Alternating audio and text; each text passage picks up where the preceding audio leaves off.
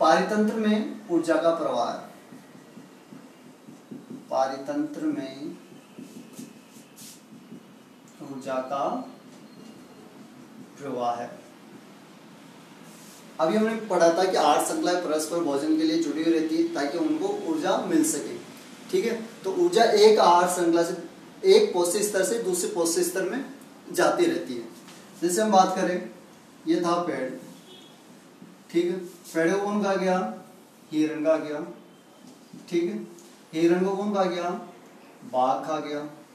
ठीक है, तो इसमें जो ऊर्जा संचित थी वो इसके पास आ गई। क्या ये पूरी ऊर्जा ही इसके पास आती है या कम आती है? तो जब एक पोषक स्तर से दूसरे पोषक स्तर में ऊर्जा जाती है तो कुछ मात्रा में नष्ट हो जाती है, जिसके कारण इस अगले पोषक स्तर में सिर्फ 10% ऊर्जा ही क्या हो जाती है? पहुंचती है। अब देखो, इसमें जितनी ऊर्जा आती है उसकी 10% ऊर्जा इसमें आ गई। अब इस हिरण को कौन खा रहा है? बाघ खा। ठीक है, अब देखो यहाँ पर हिरण में जितनी ऊर्जा संचित थी उसमें से कुछ ही ऊर्जा इसके पास पहुंचेगी, यानी 10% ऊर्जा ही बाघ के पास जाएगी। ठीक है, बाकी नष्ट हो जाती है। तो हमने देखा कि एक पोषक स्तर से दूसरे पोषक स्तर में जब ऊर्जा जाती है तो उसका क्या हो जाता है? ह्रास हो जाता है। सिर्फ 10% ऊर्जा ही अगले पोषक स्तर में पहुंच पाती है। ठीक है, एक तो बात हुई ऊर्जा का प्रवाह कैसे होता है, यानी एक पोषक स्तर से दूसरे पोषक स्तर में ऊर्जा जाती है मगर कुछ मात्रा में ह्रास होने से सिर्फ 10% ऊर्जा ही पहुंच पाती है। दूसरी चीज देखो, जब ऊर्जा एक स्तर से पोषक स्तर में जाती है तो इस पोषक स्तर में ऊर्जा आ तो गई, क्या ये वापस इसके पास जा सकती है? क्या ऐसा नहीं होता। यानी एक पोषक स्तर में ऊर्जा आने के बाद पुनः उसी पोषक स्तर को दी नहीं जा सकती। इसका मतलब ये हुआ कि जो ऊर्जा है वो एक दिशीय होती है। पोषक स्तरों में ऊर्जा का प्रवाह एक दिशीय होता है, यानी कि कभी भी पुनः ऊर्जा लौटती नहीं है, सिर्फ अगले पोषक स्तर में बढ़ती जाती है और मगर कुछ मात्रा में ही पहुंचती रहती है। ठीक है, तो ये हुआ पारितंत्र में ऊर्जा का प्रवाह। तो हम इसको कैसे लिख सकते हैं कि पोषक स्तरों में ऊर्जा का प्रवाह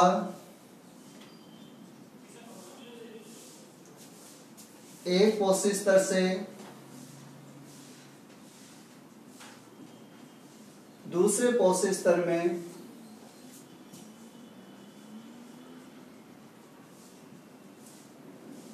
होता है, परंतु कुछ ऊर्जा का ह्रास हो जाता है।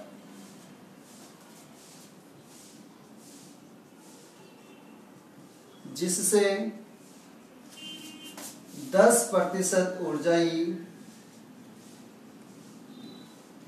अगले पोषक स्तर में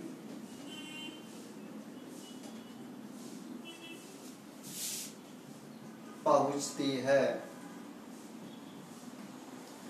इसे क्या कहते हैं? इसे लिंडेमान का 10%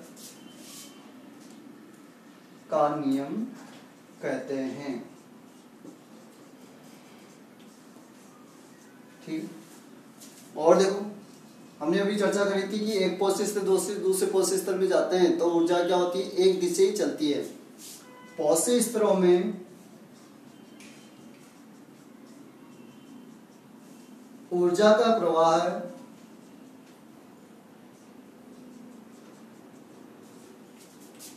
एक दिशीय होता है।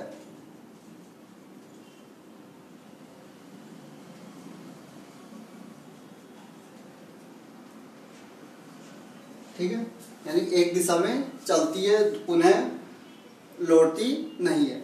ठीक है, देखो पेड़ पौधों द्वारा लगभग 1% ऊर्जा ही खाद्य ऊर्जा में बदली जाती है। यानी पेड़ पौधों की जो पत्तियां होती है वो सौर ऊर्जा की कुल ऊर्जा में से सिर्फ 1% ऊर्जा ही क्या करती है? खाद्य ऊर्जा में बदल दी जाती है। शेष ऊर्जा इस 1% का भी इसमें से 10% भाग ही जाएगा, फिर उसमें से भी इसका 10% इसमें भाग जाता है। तो यानी अंतिम तक जाते जाते लगभग ऊर्जा बहुत कम हो जाती है, सूक्ष्म मात्रा रह जाती है। इसके कारण से आगे पोषक स्तर बढ़ नहीं पाते, यानी कि लगभग 3 या 4 पोषक स्तरों की आहार श्रृंखला सीमित हो जाती है। ठीक है, तो यहाँ पर हम ऐसे भी कह सकते हैं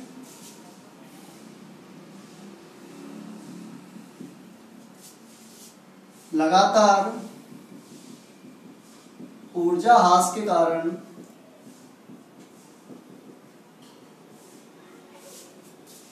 पोषक स्तरों की संख्या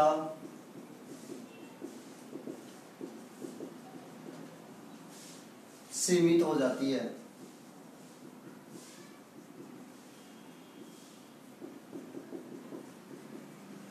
जो 3 से 4 होती है।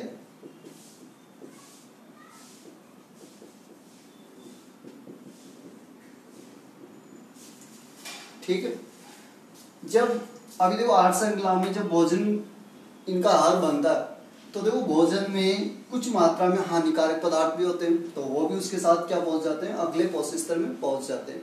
और यहाँ पर हानिकारक पदार्थों की मात्रा बढ़ती जाती है, यानी ऊर्जा तो क्या होती है, घटती जाती है, मगर हानिकारक पदार्थों की मात्राएं बढ़ती जाती है। तो इसको हम दूसरे तरीके से अध्ययन करने वाले हैं इसके बाद। तो पाचन तंत्र में ऊर्जा के प्रवाह को हम पिरामिड के द्वारा भी दर्शा सकते हैं। कैसे, देखो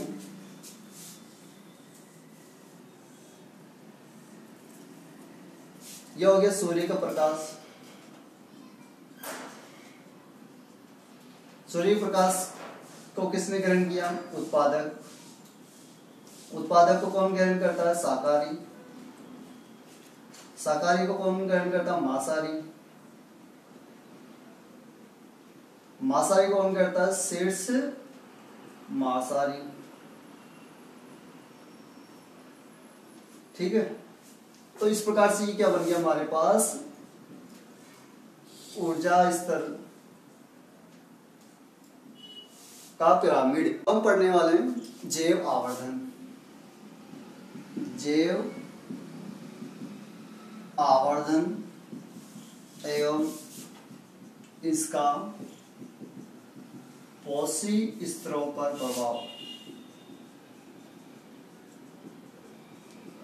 ठीक है, तो सबसे पहले हम बात करते हैं जैव आवर्धन क्या होता है। देखो जैव आवर्धन क्या होता है, एक स्तर से दूसरे स्तर में जब पदार्थ भोजन के रूप में जाते हैं तो उनके साथ कुछ हानिकारक पदार्थ भी चले जाते हैं।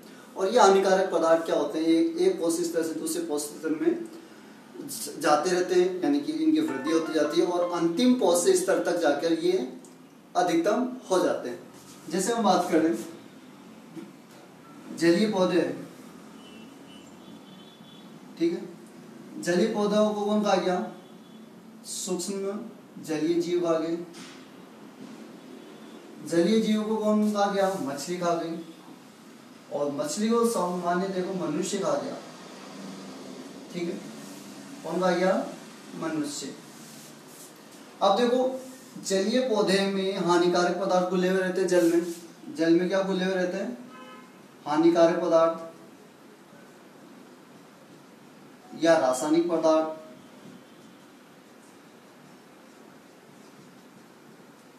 ठीक, तो जल में घुले हुए रहते हैं, तो जल के माध्यम से इन पौधों की जड़ें इनको ग्रहण कर लेती है और इसमें संचित हो जाते हैं हानिकारक। उन्हीं संचित हानिकारक पदार्थ जब भोजन के रूप में इसको ग्रहण किया जाता है तो साथ चले जाते हैं। तो ये हानिकारक पदार्थ किस में आ गए, भोजन के साथ साथ सूक्ष्म जलीय जीव में भी आ गया।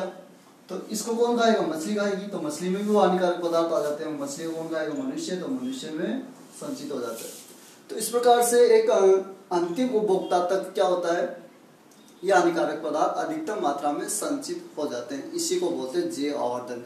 यानी एक पोषक स्तर से दूसरे पोषक स्तर में हानिकारक पदार्थों का क्या होता है, संचरण होता है और अंतिम उपभोक्ता तक जाकर ये अधिकतम हो जाता है। इसे ही क्या बोलते हैं, जैव आवर्धन कहते हैं।